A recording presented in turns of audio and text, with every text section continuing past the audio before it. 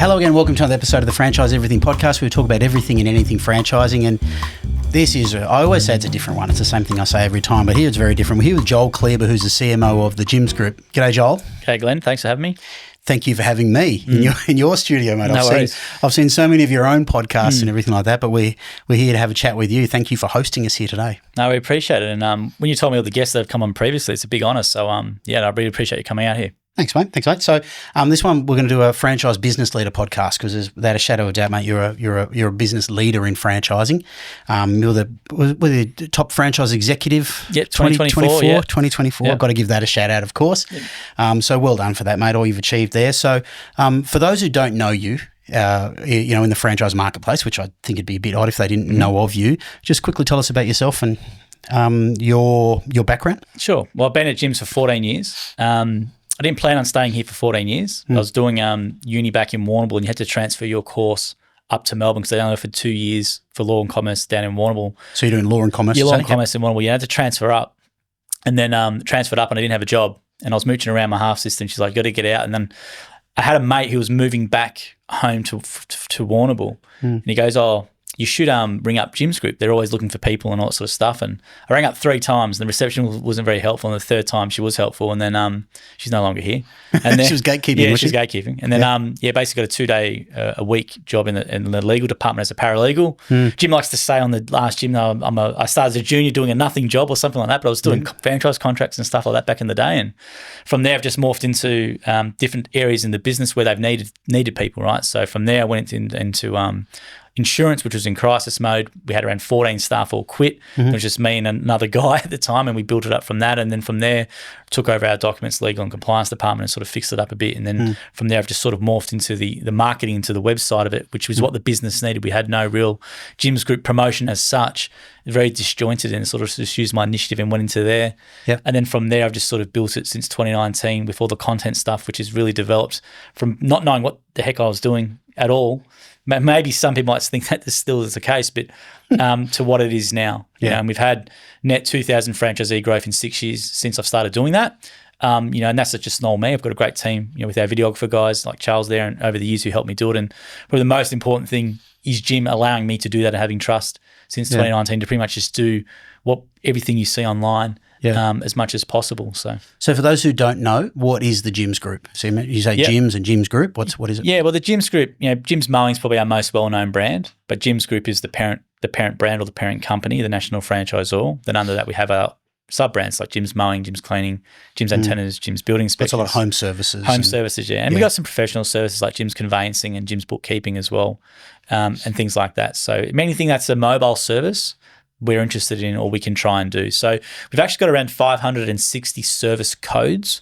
So we've got the divisions. So a division like Gyms Mowing can do mowing, landscaping, et cetera. Yep. So we've actually got around 560 individual service codes on our system. So the code would be the landscaping component of that Gyms Mowing. Yeah, landscaping is a service code, or you might have hazardous material removal, have asbestos removal, or biohazard clean, for example, from their service codes. So we've got pretty much anything you need done around the home, we can do it. So we've got a division for it.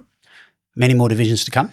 Yes. Jim's always starting divisions up now, and he's really accessible. Like, this is how accessible he is. Like, we'll do a TikTok saying, someone might go, "What about doing Jim's air conditioning cleaning or something like that?" And Jim's like, "Yep, would be good. Got to show me if you can do this, this, and this, and just email me at jim@gyms.net," and puts his email on a TikTok video. And then people will reach out to him via that. So we get around 1 or 2 divisional meetings a week, where someone will have an idea for a division and Jim will say, "I actually like the sound of that," and then he'll do a Zoom with them and then filter them out that way. But yeah, we've got a few starting up. It's funny, and I've got to self-confess here, is that years ago, it's probably not long ago, I remember being at a franchise expo and almost joining the crowd thinking, "Oh God, how many divisions are they going to have?" Yeah.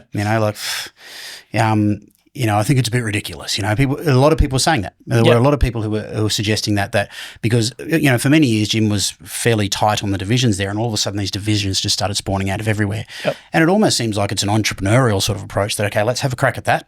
Doesn't quite work out. That's okay. Let's keep moving on. No, you're spot on, Glenn. That observation is correct. Really good. And the reason, I'll tell you why. So back in the day, a division used to be like $300,000 to start up, and that person had a 10-year agreement. And what was happening is people, they weren't the right fit or weren't growing. We couldn't move them on. And then a lot of the time they were doing because the gym's leads were so good, they were taking the gym's leads and then using it to build their existing business. So a lot of the time we had glass companies or a locksmith, for example. With a plan to exit anyway. With a plan to exit anyway, just to keep gyms out the market who would buy it. Yeah. So we couldn't grow it. So then what we've done is the new divisional rental, where you basically, it's actually cheaper than a franchise most of the case. You pay your 6 month in fees up front, and then you've got to get to a target of franchisees within 3 years. So it could be 20 or 30 depending on the service. Then after 3 years, if you hit the 30 franchisee target, the division becomes yours. So it's a real incentive based sort of, And we want you to invest that. We want you to invest that money into franchise recruitment, to supporting your franchisees. Because what was happening was people paying a lot of money, and then they'd be too tight to spend on recruitment or other these things. So we've made it just as cheap as low as entry point as a franchise, sometimes cheaper to start a new division, because we want you to put that money into actively marketing and recruiting franchisees. So, and the thing with Jim as well, he doesn't know who's going to work out or not. He doesn't. I can imagine, it feels like that's the approach. He doesn't believe in business plans, right? So out of 10 guys, this guy might sound fantastic and this guy might not sound that good, but it's that guy who works out. So over the years, Jim's learned he just can't pick it. So it's like, well, I'm going to have all these different shots, or have these different darts of the dartboard. And I know that out of 10, maybe one will stick, but the one that sticks becomes a 200 franchise division, right? So if you said to Jim, building inspections and test and tag would be two of your biggest service divisions, we would have just said that's not the case, right? So it's about, he finds it hard to pick the people. So it's about, let's give you a chance where it's not overly expensive to do it. If you don't work out, then if you want to exit after a year or two, you can. There's been no real hard loss. We've tried it, didn't work. But if it does work, you get 100 franchisee division pretty quickly, like Jim's Laundry Services, for example. So that's his approach now. Yeah, and I think a couple of sort of things come to me out of those insights you just gave there. Number one, I think, so Jim's is like a lead machine. Yeah. So so you can grow other divisions when you've got almost inexhaustible amount of leads for consumers, that is, for customers. So new franchisees can generate clients pretty quickly. And also you can do that probably because of transparency. So if it was another franchisor just jumping from division to division, but not being as transparent as you, because I think that's where your content pretty much comes into it, I think, is about the transparency, and Jim's positioned as being utterly transparent with what he's up to. Yeah, that's what we try and do. We don't want anyone coming in saying, I didn't know about this or that. Like literally everything about the system's online. And that in the early days, that put a lot of franchisors off as well, promoting that, you could just pay $5,000 and just walk away, but we don't even chase it sometimes, the restraint of trade. When I hear that, I think, those, exactly, right? But who the would thing say is, that? Exactly, but what do you think that does? That gets people really interested in the brand. It's ultra transparent. And, now the franchisors get it, because that's what we want to be. We want to be as transparent as possible. But being transparent about what's required and who suits being a division, all that sort of stuff, we want to put that as much as we can online, so there's no excuses for people. And that content will then filter the people that we want to come in here. We had franchisor training last week. We had 3 new divisions in there.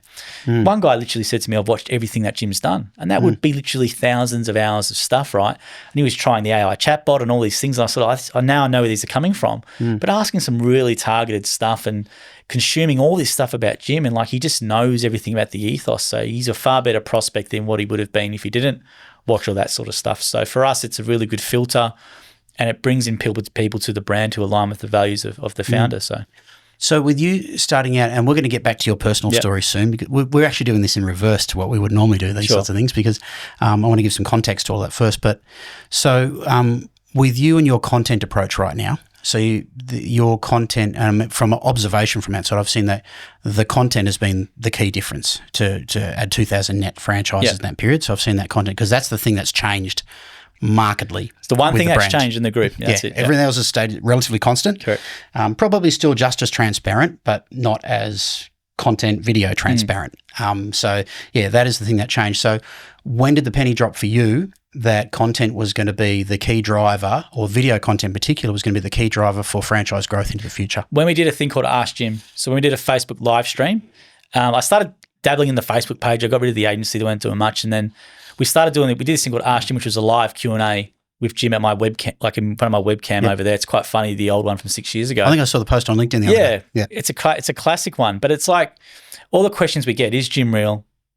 Is he alive? Does he have a beard? What happened to the beard? All that sort of stuff. I got annoyed seeing all those comments. I'm like, let's just do a live Q&A and answer all these things and we're done with it, right? We worried if there would be enough people to ask? Did that ever enter your mind? Not really. We just wanted to, I thought there'd be an audience for it. So we did the event, and then back then Facebook was pushing live video. So I think they gave it a little bit of a boost to push it in people's feeds. So we had around 30 or 40 people just jumping on through it as well. And we had a whole bunch of questions because people couldn't believe he was sitting there asking things. We had all these stupid things and we asked them all, but we had a really good response from a couple of franchisors.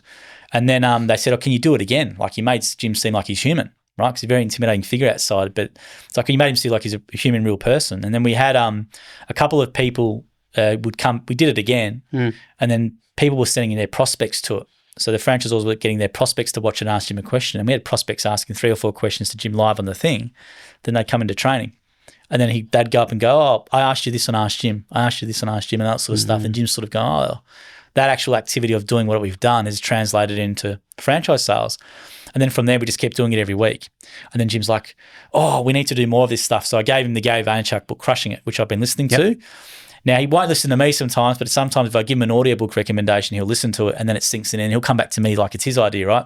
It's like, and that's totally okay. That's fine. That's how bosses operate, right? It's got to be their idea to get it through. Yeah. So, and then he's like, well, you got to hire a full-time videographer. I'm like, right. So I hired a full-time videographer. It's like, I want you to hire 2. And he goes, I want you every day creating new original video and just putting it out online as much as you can. I'm like, right. He didn't want you to vlog his life, no, daily life? No, he didn't go that far? He didn't take that from it? I have done that though. Yeah. I have done a day in the life of Jim and that's online. It still gets a lot of views. That's a whole new level though to go to actually vlog the daily, like the Gary Vee thing and stuff like that. It's the next level. Like if Jim had the personality for it, because he's a big introvert. So if he had the personality for it, absolutely. If he's an extrovert person, I would be doing more stuff. I'd actually be getting him to do like the Mark Burris style. He interviews founders and stuff like that because he can actually do it, but it's not his style as an introvert. So you got to work with the way he works. But from there, we had our first videographer, Jake, and I had another one called Ben from Swinburne Uni who are fantastic. And then, we just went out, did day on the roads with franchisees and stuff. And these things were just converting people. Like they were coming into training, our training numbers started going up and they all started saying the video of watch this. And they were telling Jim proactively, it wasn't me prompting him. And then it just tweaked with him and the franchisors were loving it because it's the first time they felt something from national office was being proactively done for them. That might sound bad, but sometimes in franchising that can be the case, whereas you got national trying to be real strict and sometimes it's more of a negative thing that comes out of the head office than a positive thing. So we're doing this positive action that created more revenue for them. So it was good for them. And from there it just built. But, so what were your thoughts around that? Because you didn't have any video skills or anything like that. So what were your nerves and everything when you started even doing the Ask Jim and all that sort of stuff there? How did you get through your challenges and barriers that would, I tell you, stop most people? I had no idea what I was doing, right? Massive imposter syndrome and stuff like that. But the thing for me, no one in the business was doing it. And I just thought we needed to do that. And it was more about, all the stuff that you see online. I used to hear it internally all the time about how successful these people were and stuff like that. So it's more about, I guess, helping spread the message of Jim's almost in a way. But I had massive imposter syndrome, didn't know what I was doing at all. And then you just progressively get better. And Jim's all about, 1% better every day. And, we're just looking at what we can do to make it better all the time. And I did a lot of learning and stuff like that. By all no means I can edit a video or anything like that, but I wasn't afraid of putting myself out there, getting in front of the camera, doing the presenting sort of stuff like that. And for me, it was about every training week, did we have an increase in franchisee numbers than we did the previous month or whatever? And then that was sort of like, well, this is a really valuable skill that the business has. It makes me more valuable to the business as well. And I was getting really good positive feedback from franchisors and franchisees. So when you get that, it's like, let's just keep doing more and more of it. So really bad in the start, imposter syndrome and not knowing what I was doing at all. Well, we still don't know what I'm doing in a lot of different areas, but just willingness to have a go, try and fail and have that support to do so has probably been the biggest thing. And how's your approach to content creation changed over those years? Because we're now like 5 or 6 years into that. So how have you seen you change other than confidence and, your imposter syndrome sort of drops away to an extent? I've got a bit more idea now of what to put into videos. Like we don't overly plan things. Like I don't do storyboards or I pre-send questions or stuff like that. I just know now after being here for so many years what to ask, instinctively what we can put online, what we can't. In the early days I didn't. But now I know a lot more about franchisors and how our system works. So I definitely know a bit more about what to ask and things like that as well. Like we don't storyboard anything. We try and do everything as organic as possible. Long form, so we've got 2 components now. So the long form content, the long form day on the road stuff does really well for us. And then we've got the short form stuff, which is real genuine behind the phone stuff. If Jim just answering questions does really, really well. So we have people got no attention spans now with the short form stuff. So you could be controversial, which you've got to try and educate franchisors and say, hey, we've got to get attention. So we have to say things that might not be, something you traditionally want to put out online, but that's how we get people to engage with the video. Yep. And then with the long form stuff is, I really make a point to demonstrate to people that we don't hide anything. We try and be as transparent as possible. And I mean, really now we've actually started seeing franchisors do our approach with their divisions. So Laundry Services has hired a full-time videographer now, which I told them to do for years, and they've done. And Jim's Cleaning Group just hired a full-time or a full-time content creator too. So our divisions are starting to take our model and put it into their divisions now too. So seeing your success in everything, you talk about those divisions hiring their own video creators and so on, then why don't we see enough, or why don't we see any other franchisors, apart from the odd one, other brands doing the same thing? Why don't people just go like that, do that? I just don't think they get it, or they don't value it. Look at American brands. There's a really good guy called Mike Andes. I recommend to check him out. Mike Andes spends $1.6 million US on content a year. So I think he's got 12 full-time in his media team. Doesn't do any paid ads or anything like that. He's got around 150 franchise locations. Absolute gun. So this guy is an absolute genius of a guy too. So if he's spending $1.6 million US on content, but you don't think you need to hire an in-house videographer, I just think people have got rocks in their head. I think there's people underestimate the power of video, even though most of the internet traffic is video. Yep. So most of the internet traffic that people consume is video. And I think people, they're too risk adverse. What if we say the wrong thing and it needs to be prim and proper and this and that? They don't get it. That it's just people want to see inside your business and feel more connected to it, and you can do that the best, I think, with video. And it's the barrier to entry now is so low. You can do your phone, you get someone like yourself and your team in. It's really, really low barrier to entry, but they want to focus their money into other areas, which I don't get. So I just think, look, without me being rude and condescending, I just think it's decision makers just don't get it. I think they don't get it. They probably spend so much time working, like they're probably not content consumers themselves. They're working hard, being a CEO or something of their organization. They're not on those platforms. They're not on those platforms, and that's fine. But don't think because you're not on that platform, no one else is. Yeah, that's still a real thing, is that people don't think people buy franchises off TikTok or anything like that. It's still totally a thing. Yep. And I had that. And when I had people come in and say, I saw a TikTok video, what do you think I do? I get my phone out. Can you say that again for me? And I record it. And I've got a whole bank of them in here too. So, yeah, I wish I had that when we started TikTok earlier as well. I wish I stuck with TikTok earlier. I went away from it, then I went back to it. But, yeah, I agree. I think management executives in there as well, always thinking it's about what do I consume, or how do people, how do people market to me? Or if I don't use it, it means no one else uses it. I think that's the mindset which holds businesses back. So what do you think? What do you find is the biggest challenges? Because the reason I'm focusing on this so much, because content has been such a massive part of your growth and your story, right? So how do you? What's your approach with shy franchise partners? I mean, we've heard about your approach with introverted Jim, but what's your approach with shy franchise partners who aren't quite sure about getting on channel because you've done so much of this content with them? How do you approach it? And this is probably helpful to other people out there who might want to do similar sorts of things with their franchise partners. Well, I think, we're lucky because we've got so many people as well, but I do have shy people, and you've got to just find a style that works for them. I'm a little bit different now because I've been here for 14 years. Everyone sees me and my stuff. It's a bit more, there's a bit more, I guess, social. It's a known thing, isn't it? Social proof there, right? But in the early days, it wasn't always like that. So it's just finding what style works for that person, right? So if I know there's someone who's ultra nervous, I won't do an in-person interview with them. I'll do a Zoom interview. And then I don't tell them I'm recording. I have it recording, and then I just talk to them. And then we do that trick sometimes. They think the interview's finished, or whatever. You go, say that was all right, wasn't it? So what was the reason for that? Exactly right. And then they just loosen up and give you, thank you, you got the answer. Exactly that. So just finding the content style that works for someone. So Jim's a great example. So Jim's a massitive introvert. Doesn't like doing video. If he had any choice not to do it, he wouldn't do it, but he knows the business ROI, so he does it. But the style of videos I do with Jim works for him. So he's not going to ask you a question. You can ask him any question, he'll answer it, but I can't have him interviewing other business founders or something like that, or have him on a live panel with 3 other people. It just won't work. It's not his style. So you got to find the style that works with that person. So someone shy, more introverted, maybe they're a bit more considered in what they say. You might just do something where might be a remote thing that makes them more comfortable, or you don't tell them you're recording, as you were saying before. Just getting them an environment which is a bit more comfortable. And that's not trying to catch them out. You let them know what you've done, obviously. Let them know what they've done. But I find in the past when I have that, and if someone's really nervous, you can tell in their voice and tell them that they're shaking and stuff quivering, like that. You can hear the quiver in the voice. Yes, you're not going to record straight away. You're going to have a chat with them for 15 minutes and really be actively interested in it, and then give them a few goes and that. But I just think just adjusting the style and the environment to suit them is probably the key to that. So that's a lot about gyms and everything you've done there. I'd like to sort of double back now onto you personally. I mean, because you've done such an amazing body of work here where you are with gyms over that period. Where does it start for you? I know, and I want to talk about this because I know you're very open online in the challenges you've had personally in life and the things that you've gone through. where you've been through a lot of diversity when you were younger.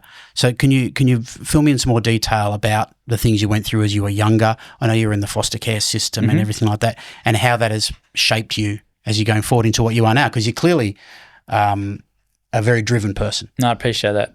No, look, I grew up with I had a dad for a short period, but he couldn't couldn't work over here, so he had to go work in Saudi Arabia. But the thing with that is, my mum had bipolar 1, and she didn't manage it very well at all. Great mother, awesome mother, and all that sort of stuff as well, but she didn't manage it very well.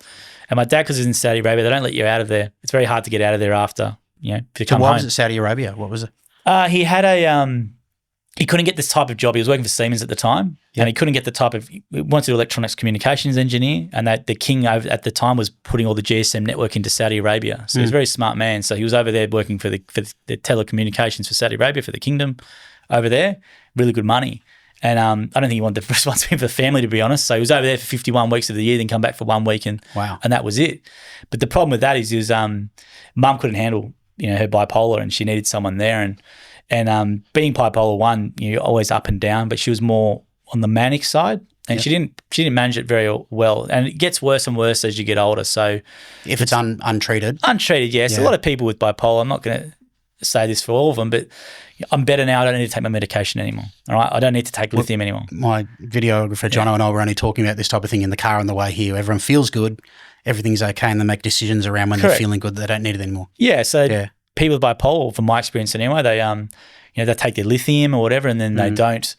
I'm better now. I don't need to take lithium anymore. And then they go off it, and then they have a manic episode, and then next thing you know, they're in a psychiatric ward. And they don't realise they're sliding. They don't realise they're sliding, and there's no help if they're sliding. Even now, like if you're got a loved one who's got bipolar and you're trying to get them help, a lot of the times they'll say, you've got to wait for they have a full episode before they get into emergency, then they can get into the acute inpatient's ward or whatever, right? So back then, Dad was overseas, and then Mum would have a manic episode, and then you'd have cops at your house and all that sort of stuff, and then she'd be in a psychiatric ward. So you can imagine when you're young, no one explained it to us, and then next thing you know, you got cops at your home, your mum's locked herself in the room, and next thing you know, you go to school one day, you have no idea, and then next thing you know, in the back of a divvy van, you go into human services office, and your mum's in a psychiatric ward, and because our dad couldn't get out of Saudi Arabia to come back to look after us and all that sort of stuff, and because we were over there in WA at the time, my mum was one of 11, but all of her family was in a place called Warrnambool, Victoria, so she was in Perth because she wanted to be different, right? So the problem with that was when she was unwell, we had no one to look after us. We had no family or anything like that, and you become a ward of the state.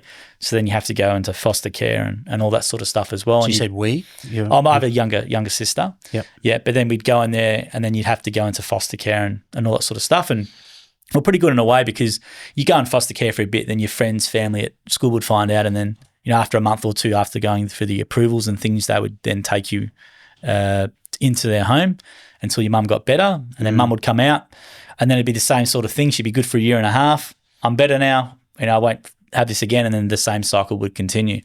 So that happened for a long time, and then my grandma actually got real sick of it, because they didn't know the extent of what was going on, because my mum wanted to be always seen as very independent, because she had this challenge for her whole life, right?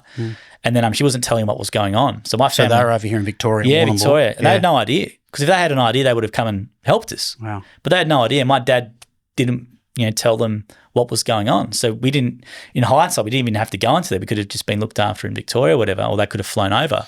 But then they found out when we were around 13, and then my mum and dad split up, and he just sort of left.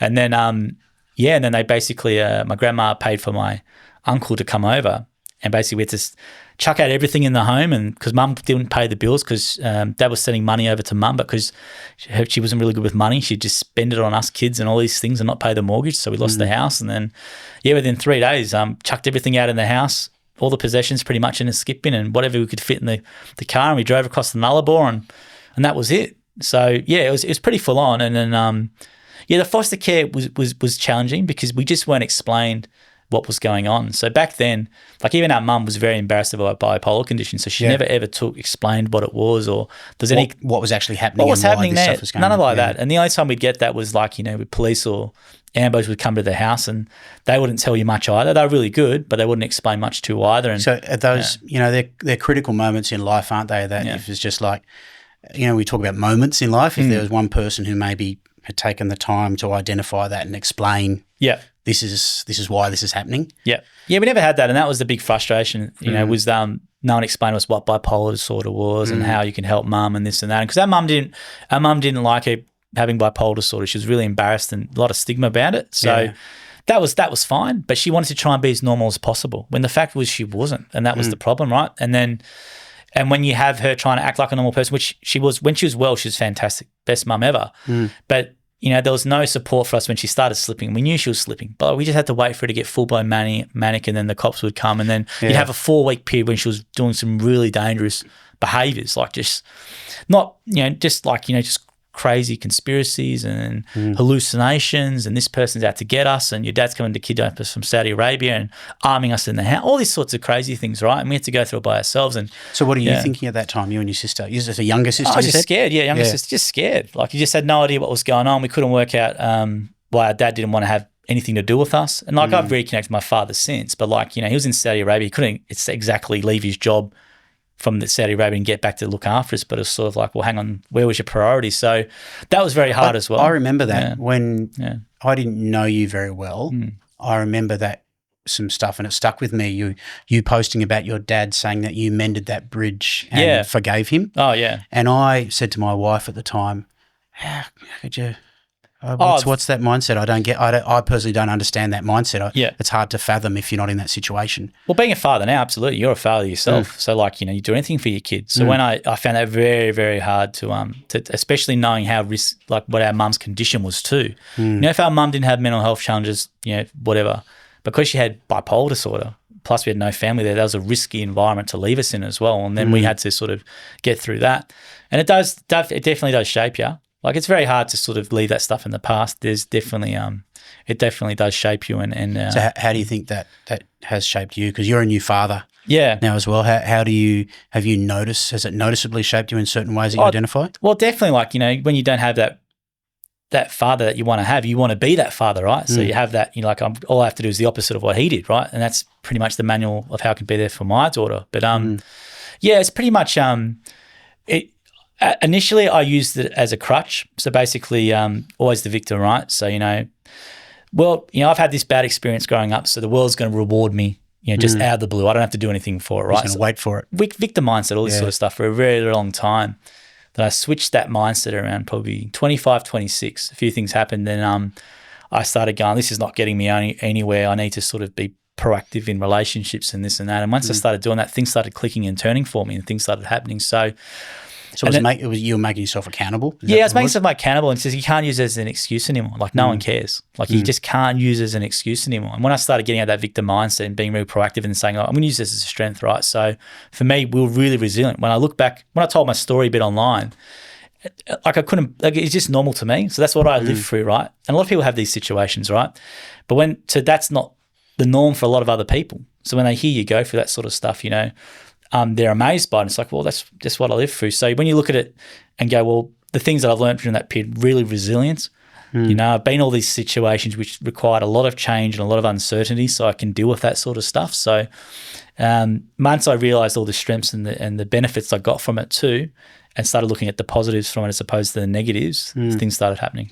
And that is a mindset shift, isn't it? Because I suppose one or two things can happen when you get adversity going forward in life. You either, I suppose that word, triggered by it from your past experiences, or those past experiences and that fact that you got through has strengthened you for those resilience. So it can go either way, can it? Yeah, absolutely. Yeah, absolutely. So you can always reference that and think, look, what I'm going through now is nowhere near as bad as that situation. So nothing will ever be as bad as that. So we can keep going forward. So when you get bad news, and I've had some bad news obviously since then, like a lot of people would in life, that's the way it is, you can tend to process it a bit better.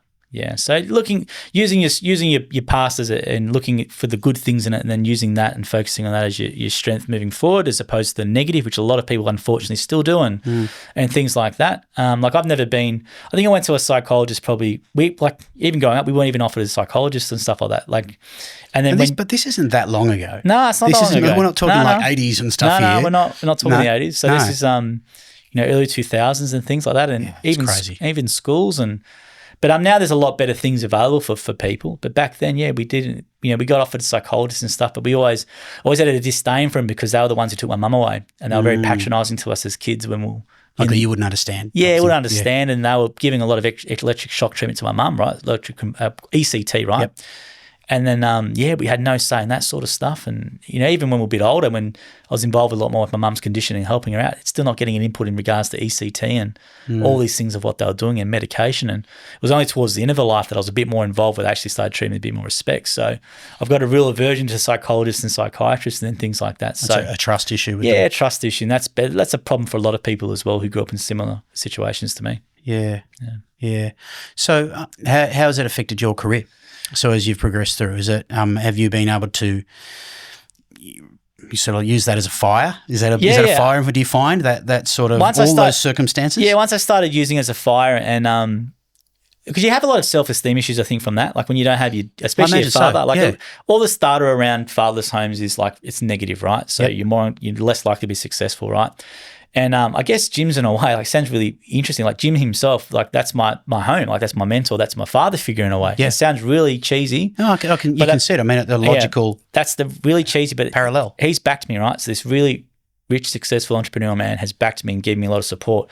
So I want to do what I can 100% for him, to give what he give back to me. And that's the way I've sort of grown in Jim's life. I guess this person's believed in me a lot more than my own dad, so I'm going to give him 100%.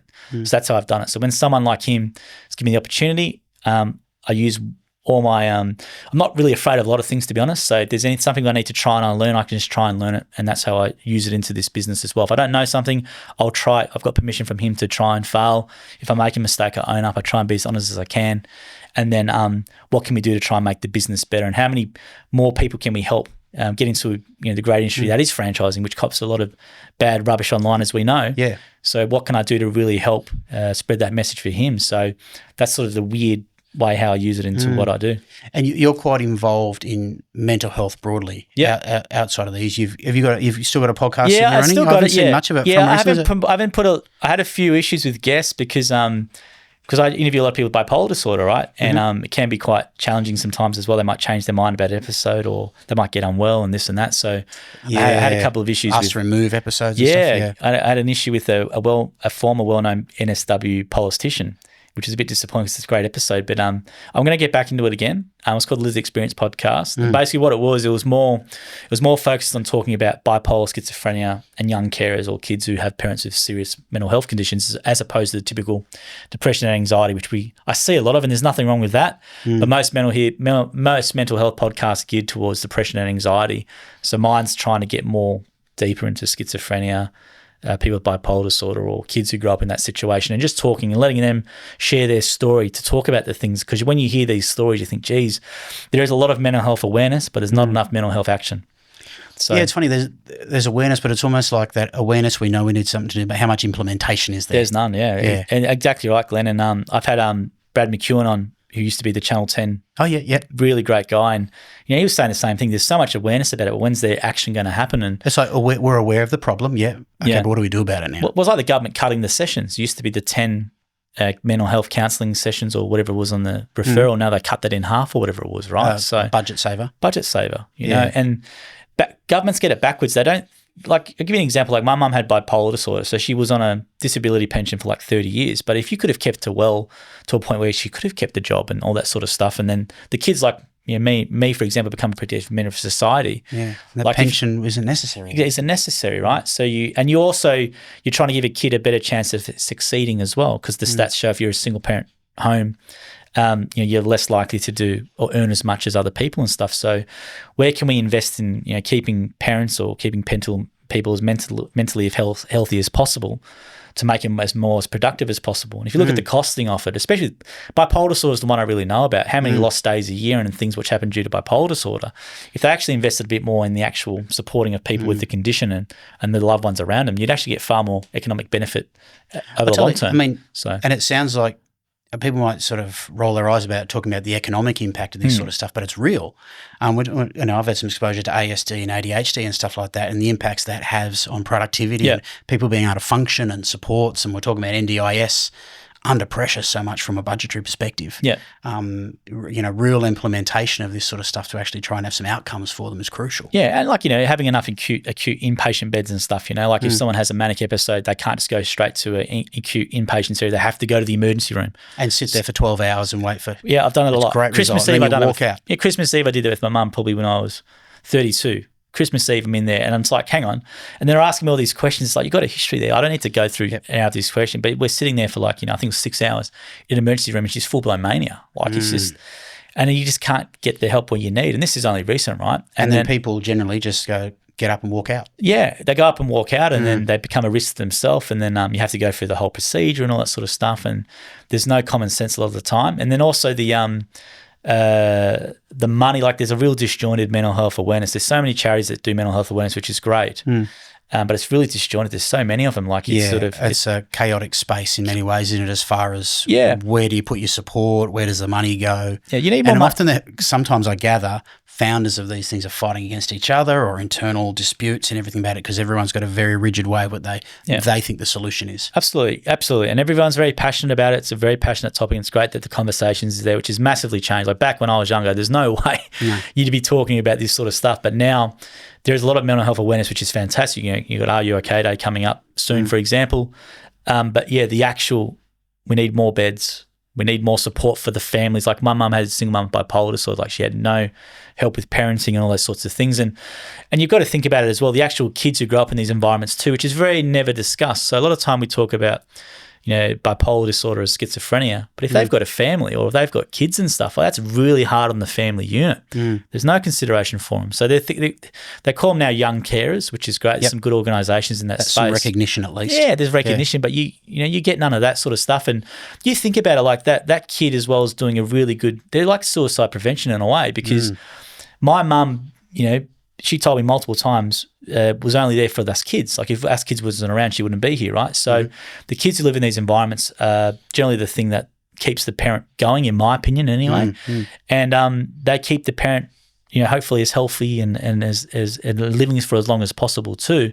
But also it takes a toll. It takes a toll, but also you're then expected to then go to school and achieve and learn and then be a productive member of society. And whereas stats show that you're less likely to be that, you're more likely to be in jail or not go to university or this and that, right? So having some better support for those people, and especially the family unit, I think is really, really crucial. It's something that's still not done enough. And that's where I'm really passionate about, is that sort of space, because I know how much impact that can have. Like if you can get involved in a young kid's life, if they've got a parent with schizophrenia or bipolar at the age of 8 or at the age of 10 as a mentor or something, and it steers them from hanging out with the wrong people and all that sort of stuff, which I was doing, don't worry about that.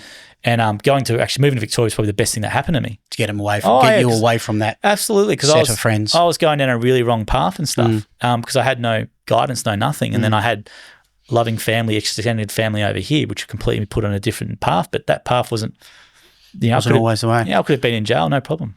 So you've probably got pretty good spidey senses now for people experiencing mental health challenges, I'd imagine. So have you been able to bring those to bear in this environment when you've got 100+ people coming through every couple of weeks for training? Do you see people at times, or even out about? Are you getting involved with people at a level where you're seeing people who need assistance or offering more support? Is that the type of person you are who just? Yeah, I'm a sort of a fairly broad question. Yeah, but I'm a bit lucky because they see me on all the videos, so they're more inclined to come up to me. But where the change I've tried to make in the gyms group is like, Jim will talk a lot about mental health online, but we support a company called an organisation called TX, which is a conversation starter, which is trademark. So those really colourful shirts that you see, it's a social enterprise. Yeah. I think it's like 50% of the profits go to fund TX, which is a free mental health counselling service where they provide up to 8 free 1-hour sessions for people without a referral. So you don't need to go to the doctor to get a referral and you can talk to them. So we've had franchisees that have used it and told me about the feedback on it, and that's been great for them. It's helped them out of a big jam. So that's where the impact I've made in here, because most of those Beyond Blues and stuff, they're just referral services, right? You might conversation, they give you a referral, whereas this one you can actually get 8 free 1-hour mental health counselling sessions without a referral, which is really important for us. And then we've got divisions now which do the trademark shirts, and we've made it a part of our uniform pack where if they want to have a trademark shirt, they can do it and be compliant, those sorts of things as well. And we've had franchisees in the podcast literally we share mental health stories now. Yep. We had a guy in building inspections, Daniel, I saw that. He said without gyms, I wouldn't be here, and that's powerful stuff. So in our podcast now, I do ask aspects about the mental health side of it, if that's appropriate, and then they share their stories, and that's great. So that's what we sort of try and do. During the training period, it's a little bit different. Everyone's really excited to be here, so it's very rare that we see someone who's not up and about. It's a different vibe, isn't it? Different vibe, yeah. But you generally find afterwards on the podcast where they tell me where they've been before coming here. So a guy called Mark Tracy was another one, really sweetheart of a bloke. But he lost his son a year or two ago in just a really bad place. And he told me his story in the podcast. He was in mining and stuff. And then hearing how the franchise has changed his life and from a mental health aspect and stuff like that. And then that content will now maybe help someone, will be the thing that resonates with someone who might be in a similar position to then take the leap to come into us. So that's sort of where I help and where we sort of input it into the Gyms group. So with all of that sort of wrapped up nice and neat for your career and everything with it. So what do you see for the future? So what do you see for yourself? So you got a young family, wife Maggie and a bub as well. So what do you see for the future for yourself, your crystal balling for 5-10 years? Oh, look, I just want to grow. Vision? Well, I just want to grow this as much as I can. I get asked all the time, why don't you leave gyms, or you've done what you can there and stuff. But I just, as I said to you before, too indebted to the man, like seriously. Well, it's quite, you're just talking about quite a connection. It is. I'm financially better to be a franchisee or a franchisor. Don't get me wrong. I would make far more money as a franchisee and franchisor. I've done the world's largest discovery period on a franchise. I know how much they make. I know all that sort of stuff. So for me, financially, it's actually silly to be here. But it's not all about that. I'm happy with what I do. I'm really loyal to obviously the person who gave me the opportunity. But for me, it's just about, how can we get better at our content? What can we do? How can we build those channels in a proper and organic way? And for me, I love seeing the training numbers. How can I get 100 and 120 in consistently every training? How can we make that better? And how can we get rid of the stigma around franchising, in particular with gyms, because we're such a big brand. There's so much stigma around franchising, around how we operate. Yep. And hearing it all the time, doesn't gyms take 30% and stuff? That just says I've got to do more work on it. I want to get to a point where everyone knows how our model works. Doesn't matter if it's Tom, Dick and Harry in the street. They know that gyms takes only flat fee. I don't want us to be a 30% or that's the sort of common thing that we get all the time in the ads. Stories out there. Yeah. So until that stops on Facebook ads or TikTok comments, I'll just keep going with it. So it's more about spreading the message of what we do, keep building trust in franchising, and keep promoting the franchising option as an industry, especially more in the next 5 to 6 years, probably to younger people as well. AI is definitely going to impact professional jobs. Yep. Where are those people going to go? I don't see a robot yet, despite what people have had it's a fair way off. It's a fair way off. It's not going to be mowing a lawn for a while. I don't see a robot doing a good job mowing a lawn or doing a cleaning of a house, despite what people might say, or doing an antenna. So I think being in a position to really where do people go, or what can I actually do to reinvent myself, and having us as the option that's first and foremost for them to consider first, and putting all the content so that they feel comfortable to come and join me. That's probably my goal for the next probably 5 years. Excellent. Just get better. Excellent. Yeah. Keep getting better. That's it. Love it, Joel. Thanks so much for joining us, mate. Thanks, mate. Appreciate you. Really appreciate it, mate. Thanks. Thank you. And that's it. I hope you really enjoyed this one on the Franchise Everything podcast. We'll catch you in the next one soon.